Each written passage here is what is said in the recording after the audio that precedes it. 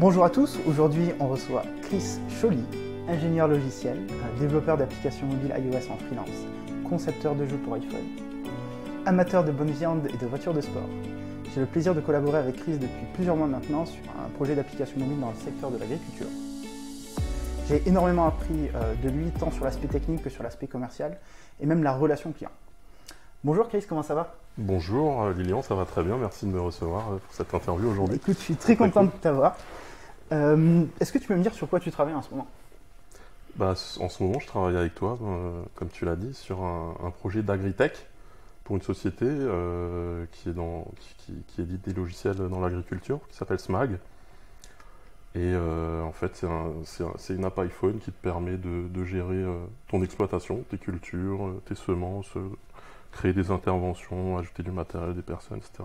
Tout ça pour suivre ton exploitation et ton domaine agricole. Et c'est plutôt cool, donc ça fait 3-4 mois environ que je travaille avec toi sur ce projet. Et c'est vraiment cool. Enfin, j'aime bien collaborer avec toi en tout cas sur ce projet. C'est plus que positif. Merci. Voilà. Revenons un petit peu sur ton parcours. J'ai vu que tu avais fait des études à l'Université de technologie de Belfort-Montbéliard. Ouais. Ça, c'est pour la partie école d'Inge. Ouais. Comment ça s'est passé? Est-ce que tu as toujours su que l'informatique c'était fait pour toi, que tu allais foncer dedans Alors, en fait, non. J'étais plus parti pour faire du multimédia parce que j'ai fait un DUT SRC, Service et Réseau de Communication, après le bac. Ok. Après un bac S que j'ai fait. Donc, quand même, il y avait un bac S, donc je savais que j'allais faire quelque chose de scientifique, entre guillemets. Mais effectivement, comme je t'ai dit, j'ai fait un DUT SRC, donc j'étais plus sur le multimédia, l'animation Flash à l'époque, ce genre de choses. Et puis après, je jouais un petit peu avec Flex aussi, Flex Flash. C'est quoi Flex Flash? Alors Flex, ça te permettait de faire des apps Flash, mais en écrivant du code. Ok. Enfin, au-delà d'écrire du code dans, je sais plus comment ça s'appelait, Flash Builder, un truc comme ça, ou Macromedia Flash à l'époque. Mais là, c'était Flex Builder et ça te permettait de faire des applications un petit peu avancées en Flash avec des composants comme ça. Il y avait du XML pour décrire un petit peu ta UI et puis de l'ActionScript 3 pour le business process derrière. Puis là, j'ai commencé à kiffer tout ce qui était code. Après, j'ai fait un petit peu de Java, JavaScript, bien sûr. Et après, il s'avérait qu'en DUT SRC, j'avais plutôt des bonnes notes, j'ai plutôt réussi. J'étais dans les 2 premiers sur les 2 années de la promo. Et après, les profs m'ont suggéré de continuer vers une école d'Inge. Et puis, moi, ça m'a paru logique, évident. J'ai tenté ma chance parce qu'il y avait une petite sélection quand même. Bon, on n'est pas dans de la grosse école d'ingé non plus, mais il y avait une petite sélection, donc je l'ai passé avec succès. Et j'ai intégré l'UTBM, l'Université de technologie de Belfort-Montbéliard, sur 3 ans. Alors au début, c'était un petit peu compliqué au niveau des maths, tout ça, parce que bon, j'avais pas mal de retard. Il fallait que tu te mettes à niveau. Exactement. Mais après, ça a été... on a attaqué fort avec du C++, c'est des choses que moi, j'avais pas encore fait. Donc, c'était assez compliqué. Je crois que j'avais eu 3, la première note. 3 sur 20. Mais après, j'ai compris qu'il fallait bosser, vraiment redoubler d'efforts. Étant donné que moi, j'étais passé par un DUT SRC, c'était pas assez peu commun. Il y en a qui avaient fait la prépa ou qui étaient passés par un DUT Info. Du coup, ils étaient mieux préparés en fait. fait. Le DUT Info te préparait beaucoup mieux, clairement. À l'informatique pure et dure. Du coup, ça t'a pas rebuté quand tu t'es heurté à cette difficulté? Parce que c'est pas facile. Exactement, au début c'était compliqué, comme je te l'ai dit, 3 sur 20, des notes comme ça au début. Mais après je me suis accroché, j'ai persévéré, j'ai redoublé d'efforts, j'ai bossé le soir, parfois tard dans la nuit, et puis c'est passé.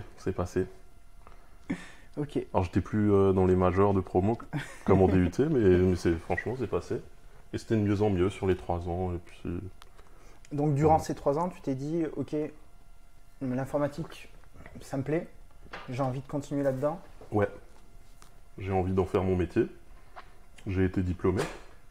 En 2010, je suis sorti. Ok. J'ai fait les grosses SS2I T'as fait classiques, quel SS2I, tu peux nous dire? Capgemini, plutôt Sogeti, qui Mhm. est une branche de Capgemini. Voilà, Sogeti, où j'ai été en mission chez Mars Chocolat, Ah oui, c'est vrai que tu France, m'avais raconté ça. exactement, à Haguenau, en Alsace. Donc je viens d'Haguenau, hein, pour un petit peu situer la chose, qui est C'est dans où, la Arnaud? région strasbourgeoise. D'accord. C'est à 30 minutes de Strasbourg, en dehors de Strasbourg. Et donc j'ai débarqué chez Mars Chocolat France, alors plutôt Mars IS, Mars Information Services, qui est le département informatique de Mars Chocolat France, à Haguenau. Et c'était très cool, j'ai pu visiter l'usine, tout ça, voir comment on fait les M&M's, les sneakers, les Mars sur la barline et tout, c'est assez intéressant. Euh, mais bon, après moi je bossais voilà, sur le plateau, le grand open space, on était environ 200 personnes.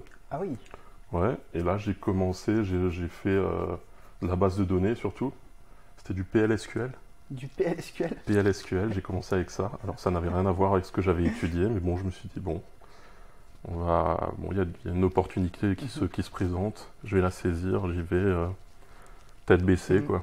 Et j'accepte l'offre. D'autant qu'elle était à côté de chez moi, bon, solution de facilité, C'était etc. pratique. C'était pratique. Et puis voilà, j'ai commencé comme ça, hein.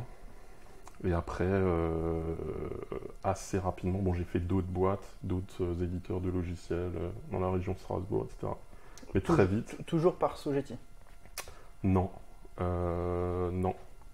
Chez Sogeti, ma grosse mission, ma principale mission, ça a été chez Mars. J'y suis allé 2 fois, j'étais une fois en intercontrat. Donc intercontrat, c'est quand t'as pas de mission, tu restes à l'agence ou tu restes chez toi quand ça dure trop longtemps. Ouais. Mais non, après j'ai vite compris qu'il y avait un truc à faire. Enfin, moi, mon truc, de toute façon, j'adorais Apple. J'adorais tout l'environnement Apple, clairement, depuis le début. Qu'est-ce que tu aimes chez Apple? J'adore beaucoup de choses. Alors, c'est un peu. Je suis un fanboy, alors c'est assez. Pour moi, ça semble évident. Non, mais j'aime clairement tout ce qui est ergonomie chez eux, design, interface, graphique, simplicité d'utilisation. Quand tu regardes iOS à côté d'Android, tu te rends compte que iOS c'est quand même beaucoup plus facile, Bien beaucoup sûr. plus simple. Tu prêches un convaincu. Oui, non, mais enfin voilà. Donc oui, je me suis dirigé. Enfin, moi, mon rêve, mon but, c'était de bosser dans les techno Apple, clairement. Alors sur mon temps libre, je faisais des trucs en Objective-C à l'époque. Euh, et puis je me suis rendu compte qu'il fallait que j'essaye quoi, de me lancer à mon compte, clairement. Et c'est ce que j'ai fait. C'est ce que j'ai fait.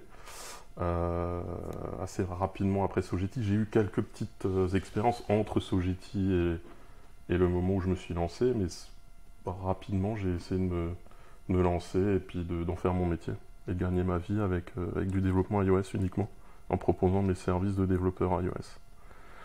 Ok, donc Alors, ouais, mais tu c'est- finis de bosser pour des SS2I? ouais, alors, je finis de bosser pour EDSS2I, je fais 2-3 boîtes, mais ça me plaît pas trop, dans la région strasbourgeoise en tant que dev web, parce que j'avais arrêté le PLSQL quand même entre-temps, hein. Restons sérieux. Euh, et puis, très vite, après, je me suis rendu compte qu'il fallait que je fasse de l'iOS parce que c'est ce que j'aime. Mais j'étais développeur web. J'étais développeur web. Et j'étais même développeur freelance web. Alors ça marchait quand même, hein. Je faisais de la création de sites web, création d'apps web, ce genre de choses, JavaScript, MongoDB déjà à l'époque, des choses comme ça. Node, JS, AngularJS, ce genre de choses. Il n'y avait pas encore React, ça n'existait pas, React.js. Et alors là, je bossais sur un projet avec Fabien Cohen. Fabien Cohen, qui est un des fondateurs de Happen, Ah, l'app de dating, ouais. concurrent de Tinder, etc. Mhm. Et en fait, lui, je l'avais rencontré comme ça par le biais d'un pote sur Twitter qui cherchait un dev web, intégrateur web, donc CSS, HTML, CSS, JS, etc. Et donc, je bossais sur son nouveau projet, après Qui était Appen. Appen? Après Appen. Ah, Parce donc il a que quitté Appen, il était plus dans Appen à ce Il a moment-là? quitté Appen parce que ça se passait pas forcément bien avec le DG qu'il avait lui-même embauché. L'histoire se répète Voilà. avec Steve Jobs. Un petit peu, ouais, c'est un petit peu, ouais, voilà. Et du coup, c'était une app qui s'appelait Homework. Ok. Et en fait, il mettait en relation des profs qu'il embauchait spécialement pour la plateforme avec des étudiants qui voulaient faire leurs devoirs, qui voulaient avoir une aide pour leurs devoirs. Donc un système de cours du soir. Exactement. Et donc moi, j'ai bossé sur cette plateforme en tant qu'intégrateur web. Et là, c'est posé une problématique, c'est que ils n'arrivaient pas assez à faire de l'acquisition sur cette app. Et eux disaient, enfin Fabien et son équipe disaient que ce serait beaucoup plus facile d'obtenir des coûts par acquisition plus faibles sur une app mobile. C'est plus facile à convertir un nouvel utilisateur. Et donc, s'est posé la question d'iOS. Parce que souvent, on commence par développer une app iOS plutôt qu'Android. Et du coup, moi j'ai dit, ok, je peux m'en charger alors que j'avais pas vraiment de grosses expériences. Je savais quand même développer une app iOS parce que j'en avais fait sur mon temps libre et que ça m'intéressait. J'avais fait de l'Objective-C par contre. Et là, c'était du Swift. Là, la techno, Swift venait un petit peu de se démocratiser. Hein. C'était il y a 5 ans, quoi. 4-5 ans. Ouais, 5 ans. Et du coup, je suis parti là-dedans. J'ai fait, je connaissais même pas les storyboards encore, parce que j'avais fait le choix de ne pas les utiliser à l'époque. Donc j'ai tout fait en code. C'était sorti, hein, ça existe depuis très longtemps, les storyboards, avec Interface Builder, qui d'abord était un logiciel à part, qui n'était même pas dans Xcode, qui a été intégré dans Xcode par la suite. Mais du coup, moi, je n'utilisais pas tous ces outils, parce que moi, je joue avec Xcode depuis très longtemps, et effectivement, je n'avais pas touché à Interface Builder, je savais même pas que ça existait limite. Donc j'ai tout fait en code, à l'ancienne. J'ai même pas utilisé de contraintes. Ouais. Comment tu faisais pour avec du layout classique, en positionnant les éléments comme ça avec X et Y. Donc, voilà, layout subview, en overridant le layout subview, des choses comme ça.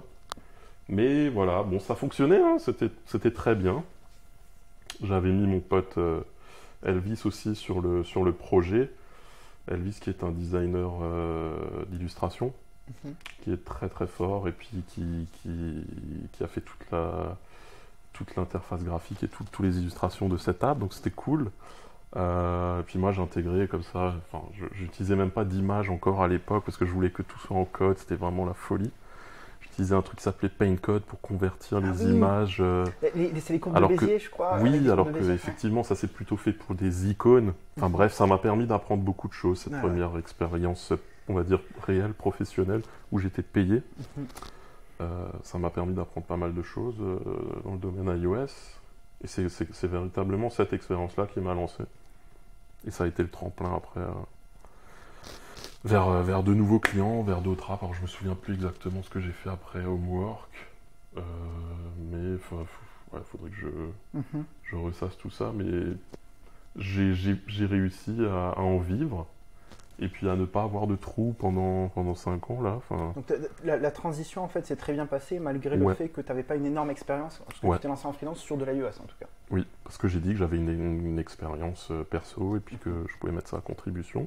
Ils m'ont fait confiance, en effet, j'ai pu sortir l'app, tout ça. Donc ça s'est bien passé. Après, malheureusement, la startup n'a pas fonctionné, comme beaucoup. Oui. Alors on avait des cours, on avait des profs, on avait les cours tournés, etc. On générait du cash, mais c'était pas suffisant. C'était clairement pas suffisant. Après toutes les problématiques business, je les connais pas forcément qui sont derrière, mais on rentrait du cash, mais pas assez, comme comme c'est souvent le cas. D'accord. Du coup, ils ont arrêté au bout de 2 ans, un truc comme ça. Puis je me suis cherché une nouvelle mission. Ok. Quand on se lance en freelance, il y a 2 parties vraiment. Il y a l'aspect technique. Ouais. Mais il y a aussi l'aspect commercial. Oui. On en discutait un petit peu avant le podcast. Est-ce que toi tu t'es formé ou est-ce que c'était sur le tas? Comment tu procédais déjà pour gagner un client? Tu vois, est-ce que tu avais des stratégies ou est-ce que tu t'es dit, ben voilà, je vais appeler beaucoup de clients, enfin, ou eux, ils vont m'appeler, ou finalement, il y a tellement peu de développeurs sur le marché que j'arrive à attirer des gens et assez facilement à les convertir sans être un expert de la vente. Alors oui, c'est un point important, clairement, tu fais bien de le souligner dans le métier de développeur, c'est de freelance. Bien sûr. C'est de choper du client, hein, entre guillemets. C'est assez compliqué, effectivement. Alors bon, moi j'ai pas vraiment de stratégie, hein, comme je te l'ai dit avant le podcast, mais je pense que j'ai eu de la chance, hein, il y a une part de chance, dans la mesure où j'ai jamais vraiment prospecté. Après, effectivement, j'ai mis des trucs en place. Mon profil LinkedIn. Il est magnifique. Ah Tu bon, as le plus beau profil LinkedIn. J'invite tous les gens qui nous écoutent vraiment à taper Chris Scholly, SCHO2LY, sur LinkedIn et d'aller voir ton profil parce que je t'assure, et je te dis pas ça pour c'est à cause des petits emojis que j'ai mis. Les emojis, franchement, il est magnifique. À chaque fois que je regarde, je dis mais comment il fait cet enfoiré pour avoir un profil LinkedIn aussi beau? C'est très gentil, écoute, ça me flatte beaucoup, merci beaucoup. Mais c'est vrai, vraiment, je le pense vraiment, c'est sincère. Donc, ouais, écoute, j'essaye de mettre toutes les chances de mon côté sur ce genre de plateforme. LinkedIn, qui m'a, franchement, ouais, ça m'a rapporté pas mal de prospects, en tout cas de leads. Après, ça n'a pas toujours converti, mais en tout cas, je pense que c'est une bonne manière de générer du lead. Ce que je faisais à un moment, c'est que j'utilisais un petit soft, une petite extension Chrome qui s'appelle LinkedIn Helper, un truc comme ça, Service Helper, pour ajouter des gens automatiquement, un petit growth hack comme ça. Et puis là, je me souviens, bon, c'est payant, mais c'est pas bien cher. C'est un abonnement par mois qui doit faire 10 balles. Okay. Et puis là, tu peux rentrer des mots-clés en fait de personnes qui t'intéressent, du genre développeur iOS ou CTO iOS, quelque chose, ce genre de choses. Et puis le script va tourner tout le temps, il va t'ajouter du monde, va faire des demandes de relations. Et sur LinkedIn, comme on le sait bien, tout le monde accepte, enfin, on va dire un bon 75% des gens t'acceptent directement. Et après, sur ces personnes-là que j'avais ajoutées automatiquement, certaines venaient me contacter pour du développement iOS. Donc à un certain moment, j'ai fait ça. Je le fais un petit peu moins maintenant parce que les gens viennent tout seuls, m'ajoutent comme ça à leur tour. Donc je me chope environ 20 demandes par jour que j'accepte. On peut parler de ton petit hack que tu utilises en ce moment que tu m'as partagé sur LinkedIn. Ah, le petit hack avec la photo de profil. Oui. Ouais, j'ai vu ça. Maintenant, ça commence à se répandre alors énormément. Oui. Je sais pas si tu as remarqué quand tu fais une recherche.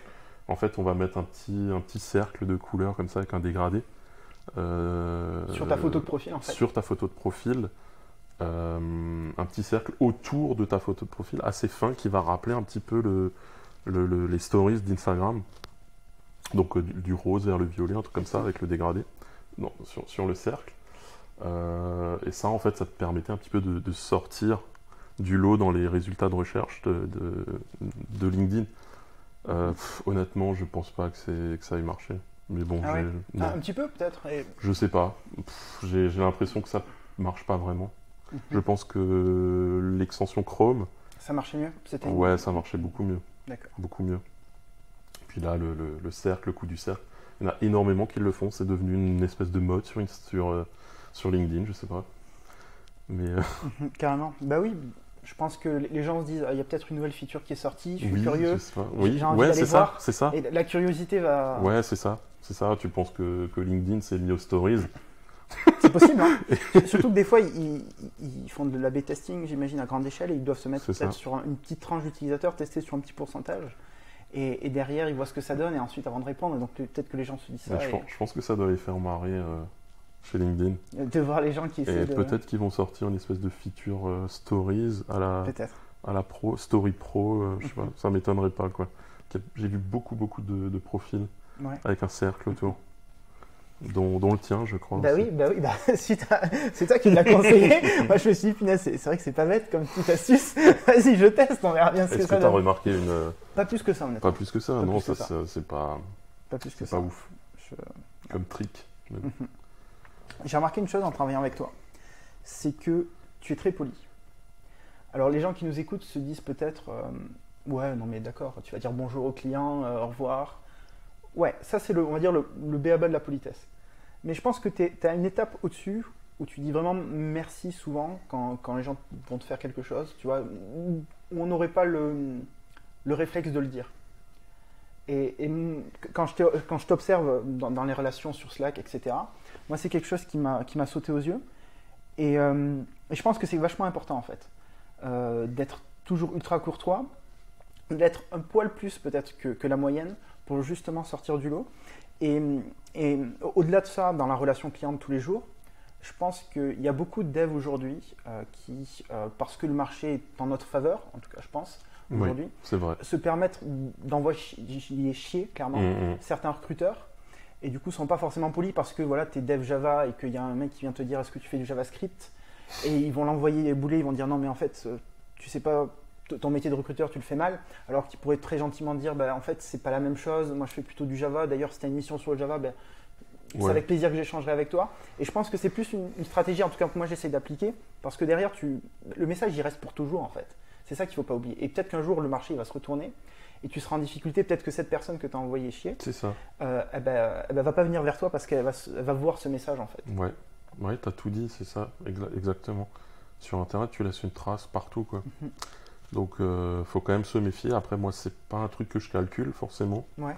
Je pense que c'est naturel d'avoir de l'empathie, tout ça, d'être courtois, poli avec le client, c'est celui qui te paye, quoi. Donc, sans le client, ben, t'es mort, tu n'existes plus. Donc, le client, enfin, ouais, faut bien le traiter, quoi. Et puis même le prospect, parce que le prospect demain, c'est ton client. Si aujourd'hui c'est pas ton client, demain ça va peut-être l'être parce qu'il aura une mission sur une autre techno. Enfin, pas la techno sur laquelle il t'a contacté, mais sur de l'iOS. Et donc c'est super important. Et effectivement, tu l'as souligné, tous les devs n'ont pas forcément cet état d'esprit parce que le marché est clairement en notre faveur en ce moment. Alors pas forcément sur de la mission freelance remote. Oui, c'est vrai. Moi je fais beaucoup de remote depuis le début, clairement. Mais oui, le marché est quand même de notre côté, on va dire d'une manière globale. Mais ça n'empêche pas qu'il faille garder une bonne relation. Une super relation, même avec tout le monde en fait, même pas qu'avec ses prospects. Avec chaque personne qui va te contacter, c'est clair, voilà, tu sais jamais de quoi est fait demain. Cette personne-là qui t'a proposé une mission qui ne correspond pas à tes attentes va peut-être t'en proposer une meilleure demain. Et tu te dois de la respecter pour pouvoir demain y répondre à cette offre. Quoi. Donc ouais, c'est important, clairement. J'ai pas grand chose d'autre à dire là-dessus. Effectivement, tu as tout dit. Je pense aussi qu'il y a deux niveaux aussi que j'ai vu, surtout dans la mission actuelle. C'est qu'il y a l'équipe avec laquelle tu travailles au jour le jour, donc vachement opérationnel. Et ensuite, il y a le décisionnaire le décisionnaire, le CTO, le CMO, je sais pas quoi, le CFO, qui va signer le contrat à la fin. Et tu te dois de bien t'entendre en fait avec les deux parties et d'être super poli et respectueux envers l'équipe avec laquelle tu travailles. Parce qu'elle va être en discussion avec le CTO, et même si le CTO il s'entend super bien avec toi, etc., si l'équipe dit des choses négatives sur toi, ça risque de compromettre ta mission, quoi, clairement. Exactement, ouais. C'est clair. Tu te dois de respecter toute la hiérarchie, c'est clair. C'est pas parce que tu es à ton compte que tu dois faire n'importe quoi et que tu dois te sentir supérieur. Non, il faut rester à ta place. Finalement, c'est presque comme si tu étais embauché. Même plus, je pense, encore. Ouais, faut encore plus. Faut être encore plus être courtois. Bien sûr, ouais, c'est pas forcément évident dès le départ, mais c'est des choses, ça s'apprend aussi, ça se cultive, ça s'entretient. Mais après, c'est vrai que après, c'est assez naturel aussi. Pour toi, ça a été assez naturel ou est-ce que tu as appris de droite à gauche? Non, j'ai jamais eu vraiment de problème, non. J'ai pas eu de problème avec aucun client. Je suis toujours... si c'est un problème, vraiment, faut privilégier la communication, discuter, voir ce qui va pas, est-ce qu'on peut trouver une solution, plutôt que de s'emballer, s'enflammer tout de suite et monter sur ses chevaux. Enfin, voilà, ouais. Ok. Tu le disais tout à l'heure, tu travailles seulement en remote, donc à distance, en télétravail. Oui. Pourquoi? Pourquoi ce choix? Pourquoi? Parce que c'est plus cool.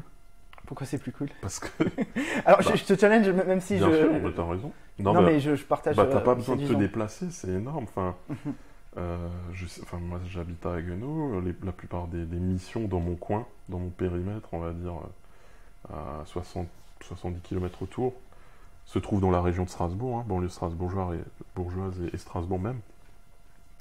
Et il y a des bouchons de dingue, quoi. Enfin, c'est une des autoroutes pour aller à Strasbourg, entre Haguenau et Strasbourg, la plus bondée de France, derrière le périph' parisien. Ah oui. Et derrière Marseille, ouais.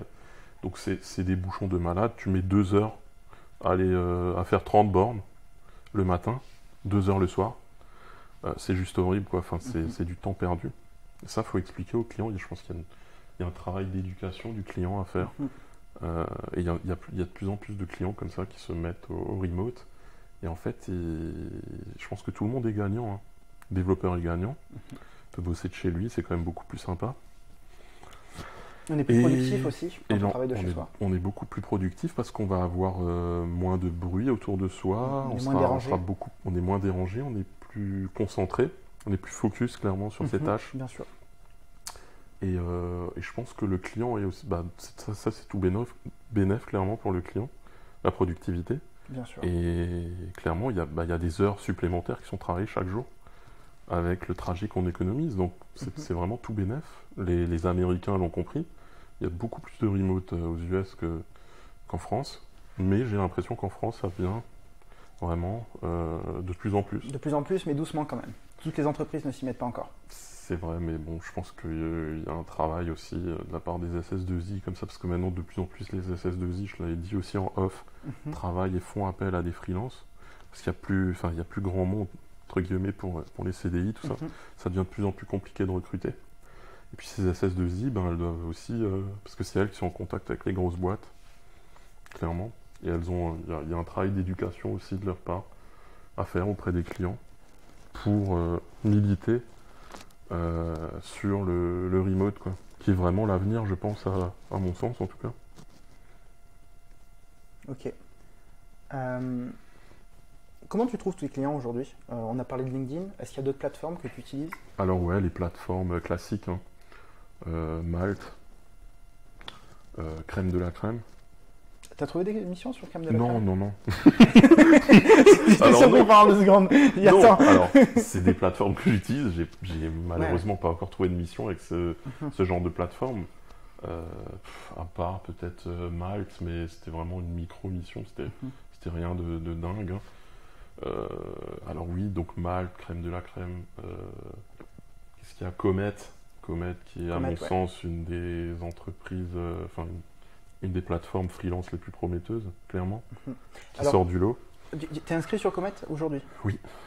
Ce que j'ai remarqué sur Comet, en fait, moi, ce qu'ils me disent à chaque fois, c'est que je suis vachement au-dessus en termes de TJM par rapport à ce que demandent les clients. Ce qui fait que je passe un petit peu. Mon profil n'est jamais proposé, alors que je me vends à ce TJM, en direct ou via d'autres plateformes. Et je pense que comme c'est les entreprises qui proposent, qui mettent un petit peu leur demande et qui disent voilà, non, le TGM maximum ou le TGM qu'on aimerait, c'est ça. Mais du coup, on perd on passe pas dans le process, alors que parfois dans la négociation, tu peux augmenter ton TGM de 100 €, ça peut s'expliquer, ça peut se négocier. Et du coup, on est un petit peu bazardé. C'est le problème qu'ils ont, en tout cas que j'ai pu voir sur leur Slack, etc. C'est ce qui remet un petit growth hack serait peut-être de mettre ton TGM le plus bas. Exactement, et de négocier derrière au plus haut. À la hausse. Ouais. Ça peut se faire. Mais au-delà du TGM sur Comet, je crois qu'ils ont très peu de remote et ils y travaillent aussi. On en revient, ce fameux remote. Alors je sais pas si toi tu te déplaces des fois, mais moi c'est très rare en fait. Parfois j'ai déjà collaboré avec des startups strasbourgeoises. Doc notamment, je crois que je t'en avais parlé, qui font de la téléconsultation sur iPad. Ça c'est cool pour les maisons de retraite. Mais au-delà de ça, non, j'ai jamais vraiment bougé. Alors j'ai bossé avec plusieurs pays même. Enfin c'est ça aussi que ça permet, le remote c'est cool. Mais je pense que sur Comet, il n'y a pas encore beaucoup de remote. Ça représente que 20% je crois de leur mission, 15-20%. D'accord. J'avais discuté avec un des managers là, de Comet qui me disait ça. Et donc, ouais, ça reste encore assez faible. Du coup, il y a peu de missions, en tout cas pour moi, qui me sont proposées. Parce que j'ai mis remote uniquement. Et du coup, ben ouais, j'ai jamais vraiment chopé des missions par le biais des plateformes, là, de toutes ces plateformes. La plupart du temps, c'est bouche à oreille, clairement des clients qui vont te recommander, qui vont parler de toi autour d'eux, et puis il y a des nouveaux clients qui vont venir, qui vont dire ah ok j'ai entendu parler de toi par le biais de ce client, etc. Ou alors LinkedIn qui est bien utilisé avec quelques growth hacks, Ouais. te permet de faire un petit peu de la chasse, ta chasse aux missions, etc. Est-ce que tu as déjà reçu des missions un petit peu what the fuck via ces plateformes? Moi, je sais que par exemple, je te donne un exemple, j'ai reçu des demandes où une personne voulait que je redéveloppe Uber avec un budget de 500 €. Alors, non, ça, franchement, j'ai déjà entendu, t'es pas le premier à me dire ça. Mais écoute, alors j'ai eu de la demande comme ça, effectivement, mais pas via ces plateformes-là, via Twitter. Il y a Ah ouais? quelques années, ouais, je me souviens, un type, il voulait que ça devait être pareil, un Uber, un truc comme ça. Je pense qu'il y a plein de monde au moment qui voulait redévelopper Uber pour 500 $. Ouais. Un truc comme ça. Bah, en général, franchement, on parlait de sympathie avant et La sympathie est d'empathie. morte, là. Alors, ouais, franchement, enfin, je réponds pas forcément à ce genre de. Je réponds même pas. Sur Twitter, ou alors je dis que le type est un peu à côté du truc et je lui dis je l'invite à lire un article. Il y avait un article comme ça qui a été fait sur Medium Ouais. qui te disait le coût minimum D'une application à mobile. payer pour redévelopper Uber. Ah oui, Et c'était dans les, je sais plus, 70, 80K, un truc comme ça. d'accord. Pour l'application de base de mise en Pour l'appli, relation, ouais, pour une app iOS. Je crois qu'il y a iOS, Android, les deux, mais après c'était vraiment un truc de Ouais, base, ouais. quoi, parce que bon, même J'imagine. 80K pour deux Ouais, apps ouais. et un back-end, c'est pas C'est grand pas très chose. cher, ouais. Non. C'est pas très cher. Parlons un peu plus technique. Ouais.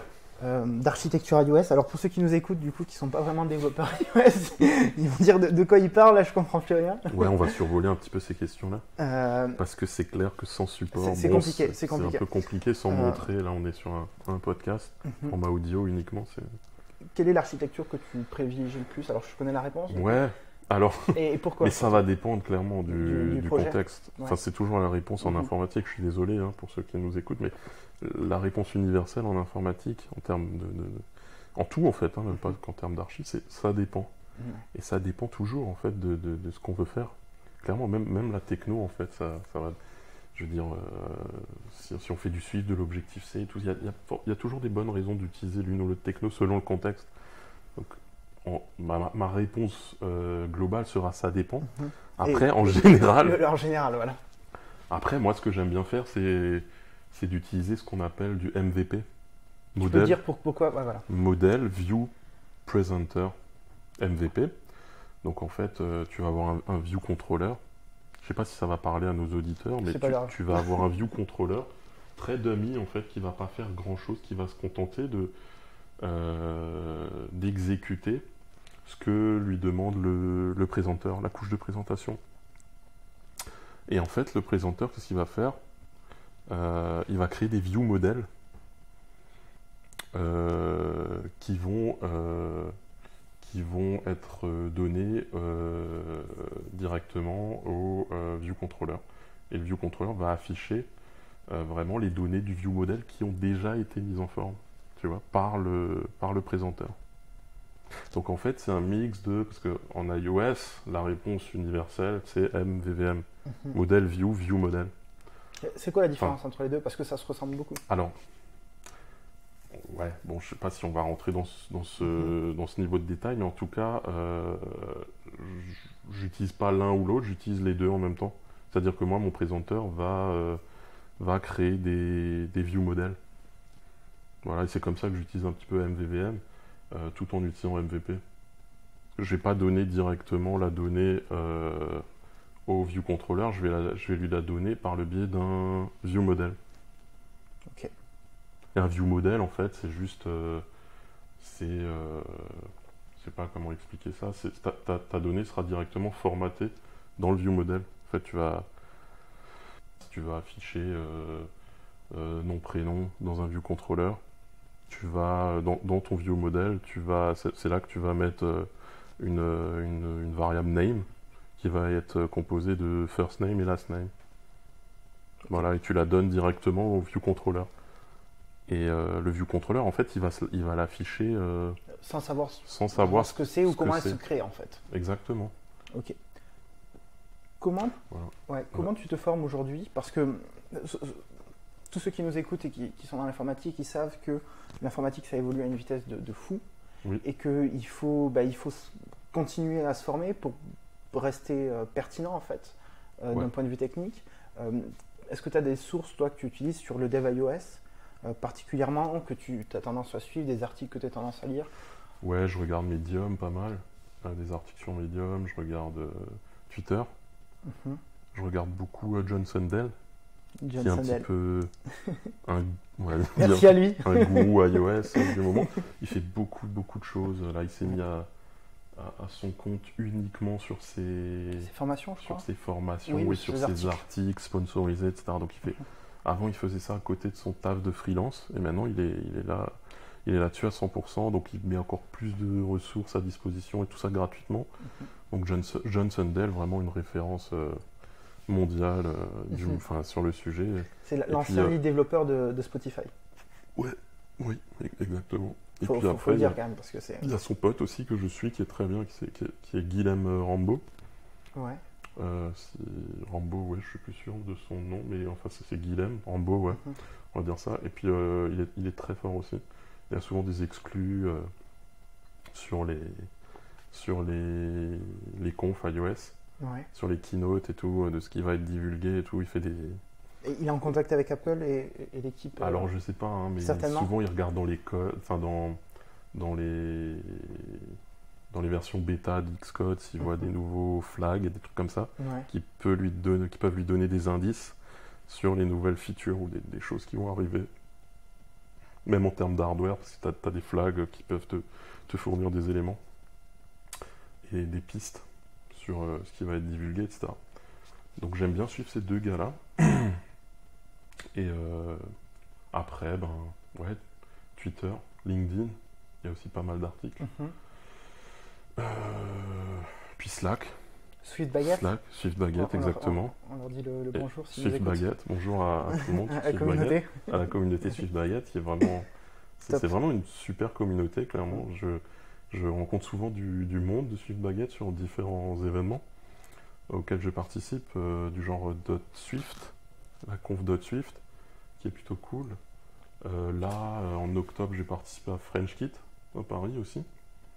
Donc là, je vois plein de membres de la communauté SwiftBaguette, et c'est toujours un plaisir d'échanger avec eux, tout ça, de les rencontrer en réel, tout ce petit monde-là. Après, c'est toujours les mêmes personnes, c'est intéressant, qui viennent à ces événements. C'est quand même un petit monde comme ça. C'est très très enrichissant, c'est très cool. Okay. D'ailleurs, tu devrais venir à FrenchKit aussi. Il faut que je vienne à FrenchKit. Voilà. Avec le recul que tu as aujourd'hui, quels sont les conseils que tu pourrais donner à une personne qui veut apprendre à développer et qui veut se lancer dans l'iOS, par exemple? Waouh, belle question. Grosse question. Quels sont les conseils que je pourrais donner à un débutant en iOS, c'est ça? En termes de recherche de clients ou en technique ou de tout? D'un point de vue général, un ou une débutante, ils vont plutôt essayer d'apprendre d'un point de vue technique au début avant de vouloir se vendre en freelance. Ouais, je pense qu'il faut faire beaucoup de veille, clairement. S'inspirer des meilleurs. Ne pas réinventer la roue. Utiliser les libs, notamment CocoaPod. Parce qu'il y a toute une série de pods, comme tu le sais, qui sont à disposition. Voilà, pour aller vite. Clairement, il faut utiliser ce genre de librairie. Il ne faut pas réinventer la roue. Sauf si c'est pour des trucs ultra spécifiques où la perf est ultra importante. Mais en général, voilà, tu peux aller sur GitHub, tu regardes le nombre d'étoiles, c'est un très bon indicateur. Tu regardes le nombre d'issues, etc. Tu vas faire un tour, tu regardes la lib. Mais clairement, oui, je dirais de ne pas réinventer la roue, de s'inspirer des meilleurs, John Sundell, de lire leur blog, Guilhem Rambo, des gens comme ça inspirants. Après, il y a Chris Latner aussi, et tout un tas d'autres développeurs à suivre clairement sur Twitter, etc. Mais oui, je donnerais ces conseils-là.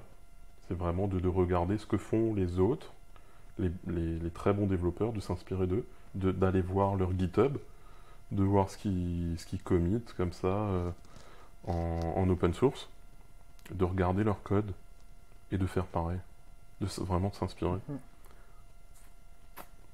Ouais. Ok. Après, je réfléchis encore, mais ouais, d'être patient aussi, de ne pas vouloir avoir un TJM trop élevé au début. C'est quoi un TGM trop élevé? Un TJM trop élevé au début, ça peut être 700 € sur Paris, par exemple. C'est trop élevé pour un développeur iOS. C'est trop élevé. C'est vrai. C'est trop élevé. Peut-être de commencer à 350, 400. C'est déjà très bien. C'est déjà très bien. En auto-entrepreneur, tu as une limite de 70K par an. Je pense que tu peux déjà te faire les armes là-dessus, très clairement, avec un petit TJM, et comme ça l'augmenter régulièrement. Alors il faut que tu aies appris quelque chose, bien sûr, pour l'augmenter. Il faut que tu sois plus rapide, que ta valeur aux yeux du client est augmentée, etc. Et là, tu peux y aller. Mais au début, je pense qu'il faut pas être trop gourmand, parce que faut te vendre à ta juste valeur, quoi. Parce que sinon, tu C'est le seras moment de pas... l'apprentissage aussi, donc Ouais. c'est un investissement aussi sur le long terme. Oui. On peut dire ça. Ah oui. À quoi il ressemble la suite pour toi? Parce que là, ça fait 5 ans que Ouais. tu es dev iOS, c'est ça? Oui. Est-ce que tu veux continuer ton activité de freelance, ou est-ce que tu aimerais faire autre chose? Est-ce que tu as d'autres projets que tu aimerais lancer? Je sais que tu fais des jeux. Oui, je fais des jeux aussi. Des jeux iOS, j'en ai fait 2 jusqu'à présent. Alors, je les ai fait sur mon temps libre. J'ai pas forcément pris le temps qu'il faudrait pour les lancer correctement, faire des campagnes, etc., mettre de l'argent dans de la pub, etc. Alors c'est un domaine super compliqué, les jeux vidéo, encore plus compliqué que tout le reste. Pourquoi? Qu'est-ce qui te fait dire Il y ça? en a trop, il y en a beaucoup Il y a qui beaucoup de sortent, concurrence, ouais. c'est énorme. Je crois que c'est le type d'app le plus représenté, le plus représenté sur l'App Store. Donc c'est très compliqué, il y a une concurrence énorme. Donc ouais, c'est un secteur super dur. Et je pense que si tu fournis pas, tout ton temps, si tu donnes pas tout ton temps et toute ta dispo là-dedans, ben c'est mort, quoi. C'est Je pense compliqué que de percer, ouais, c'est compliqué. Je pense faudrait que j'arrête mon activité de freelance, clairement, et que je me consacre qu'à ça, et que j'accepte de ne plus gagner d'argent pendant quelques temps, pour remonter après et gagner ma vie avec des jeux vidéo que je vendrais soit en direct avec un prix d'achat pour l'app, ou alors des achats intégrés, des in-app, ou de la pub, ou des choses comme ça. Mais ça, franchement, c'est très difficile, oui, c'est très difficile, mais effectivement, j'aimerais bien faire ça, ouais. Ouais, c'est vrai. J'aimerais bien, en tout cas, faire vendre en direct, c'est-à-dire ne plus avoir de clients, vendre à l'utilisateur directement. C'est-à-dire être solopreneur et maker, enfin faire des apps et les vendre. Alors, l'idée, ça serait de plus vendre ton temps quelque part. Voilà. Et vendre un produit qui se vend automatiquement, et l'argent y rentre entre guillemets quand tu dors. Ne plus échanger son temps contre de l'argent. C'est quand même assez important. C'est important, parce que tant que tu échanges ton temps contre de l'argent, c'est compliqué. C'est-à-dire que le boulot que tu fais aujourd'hui ne te servira pas forcément pour demain. Tu n'accumules pas, tu n'empiles pas. Quand tu bosses pour une boîte avec un TGM, chaque nouveau jour passé, c'est comme si tu recommençais à zéro en quelque sorte. Parce que si tu ne bosses pas, ce jour-là, tu ne gagnes pas d'argent. C'est ça, exactement. Donc, et là, tu échanges ton temps contre de l'argent. Moi, ce que j'aimerais, à moyen terme, c'est ne plus échanger mon temps contre de l'argent.